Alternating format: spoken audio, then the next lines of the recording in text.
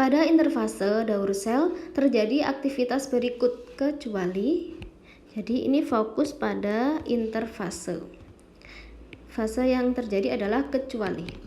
Nah, kita lihat pada interfase. Interfase adalah fase persiapan pembelahan. Kita tahu interfase itu terdiri dari G1, S, dan G2. Pada G1 ini terjadi pertumbuhan dan perkembangan sel secara normal.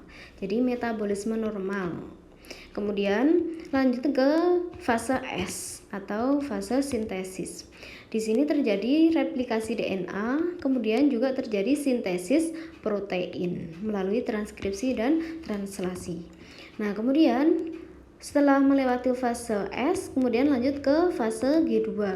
Pada G2 ini terjadi perkembangan persiapan pembelahan. Nah, jadi tadi G1 juga sudah mulai tumbuh selnya, kemudian fase G2 ini metabolismenya lebih meningkat. Selain itu, selain metabolisme yang meningkat, juga terjadi peningkatan sintesis protein.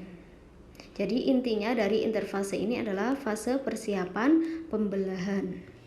Kita lihat pada opsi jawaban. A. Sintesis protein. Nah, kita tahu sintesis protein ini ada pada fase S ini. Sintesis protein atau DNA replikasi. Kemudian yang B, pengumpulan energi.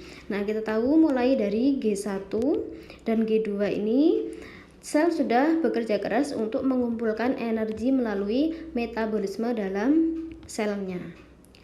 Jadi pada G1 dan G2 ini terjadi pengumpulan energi untuk persiapan pembelahan. Yang C, pertambahan jumlah sel.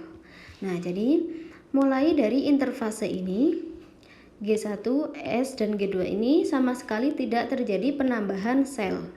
Nah, penambahan sel ini terjadi ketika pada fase telofase yang terakhir ini terjadi sitogenesis atau pembagian sitoplasma. Jadi pertambahan sel itu terjadi pada akhir fase M.